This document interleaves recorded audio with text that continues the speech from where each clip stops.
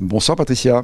Qu'est-ce qui vous a poussé sur le chemin de Compostelle? C'est un projet qui est né à la faveur de la période Covid?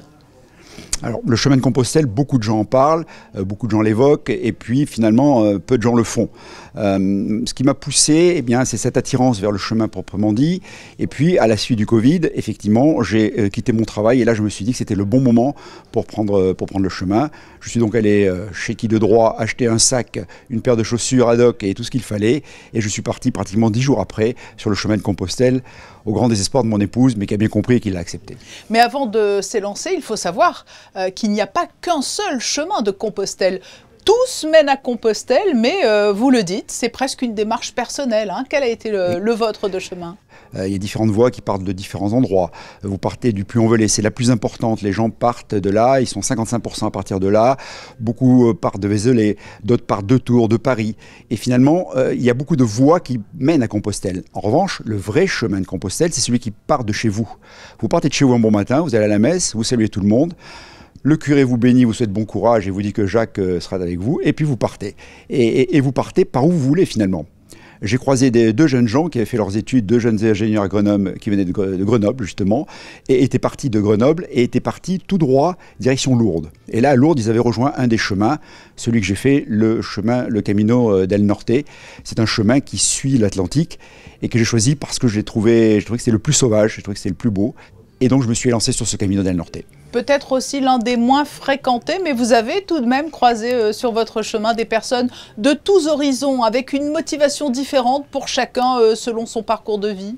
Quand on part du Puy-en-Velay, ce que tout le monde appelle le chemin de Compostelle, mais c'est faux, vous l'avez bien compris, c'est 55% des gens qui le font. Le Camino del Norte, c'est 5% des gens qui le font. Donc c'est beaucoup moins. Et donc du coup, c'est plus facile parce que c'est plus intimiste, si je puis dire. Et oui, j'ai rencontré beaucoup de monde, j'ai rencontré des gens tellement différents les uns des autres. Sur ce chemin, j'ai rencontré par exemple un type qui venait de Gênes, qui avait le teint buriné comme un vieux marin, mais ce n'était pas un vieux marin, c'était un vieux routard. Et depuis 5 ans, il avait quitté Gênes et il tournait et il faisait le chemin sans arrêt. Bien sûr, vous l'avez compris, c'était une idole sur le chemin. J'ai rencontré un banquier de Zurich qui avait besoin de faire un petit peu le point sur sa vie. J'ai rencontré un amoureux qui n'avait pas réussi à conquérir sa dulcinée. J'ai rencontré des gens tellement simples et tellement beaux et que j'ai vraiment passé un bon moment. Et puis ce livre est jalonné de précieux conseils. Il y a les lectures que vous avez effectuées avant de partir et puis bien évidemment le retour d'expérience. Lorsque je suis rentré, je ne pensais pas écrire un livre.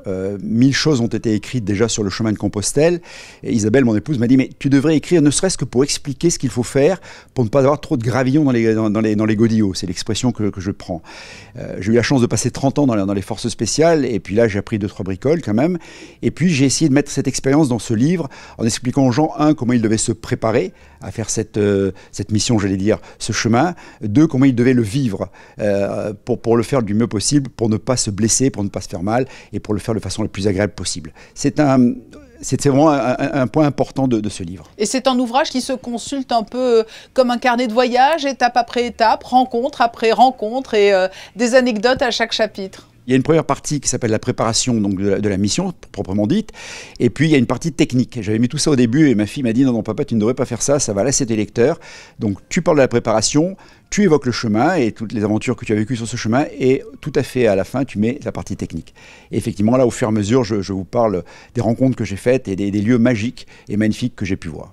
Laurent Solaire, tous ceux qui ont parcouru le chemin de Compostelle ou qui envisagent de le faire évoquent presque spontanément l'aspect spirituel, l'envie ou le besoin de questionnement. Cela vous a animé tout au long de votre périple ? Alors les gens font le chemin pour différentes raisons. Aujourd'hui, vous avez 60% des gens qui le font pour faire de la rando, pour faire du sport. Vous avez 25% des gens qui le font pour faire du tourisme. Et puis il y a une petite partie, une petite quinzaine et tous ceux qui restent qui le font pour l'aspect spirituel. Peu de gens finalement aujourd'hui malheureusement le font pour l'aspect spirituel.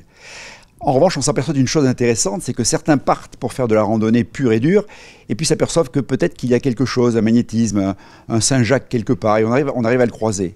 Ce qui est amusant aussi, c'est que d'autres partent pour un aspect complètement spirituel, et ceux-là, ma foi, se disent « Ben non, Saint-Jacques, je ne l'ai pas vraiment ressenti », et puis en revanche, j'ai vu de belles montagnes, j'ai vu une côte magnifique, et j'ai passé un très bon moment. Mais on ne revient jamais tout à fait le même. On ne revient jamais complètement le même, et on part avec une motivation, et on ne revient pas forcément avec cette motivation-là. Moi, Saint-Jacques, eh bien, je l'ai ressenti par moments. Il y a des lieux, vous savez, des lieux où on sent une énergie, où on sent quelque chose, qu'on soit croyant ou pas d'ailleurs. Hein. Et je l'ai ressenti quelques fois.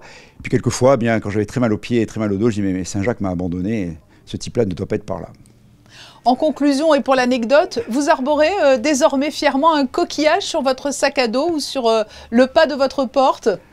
Absolument, chère Patricia, puisque le coquillage, on a le droit de le porter que si on a fait le chemin. À l'époque, les pèlerins partaient, ramassaient à Fisterra, donc au bout du monde, à la fin des terres, quelques coquilles, et puis les accrochaient fièrement à leur sac et rentraient avec. Donc les gens qui partent avec un coquillage accroché sur le sac, c'est de la triche.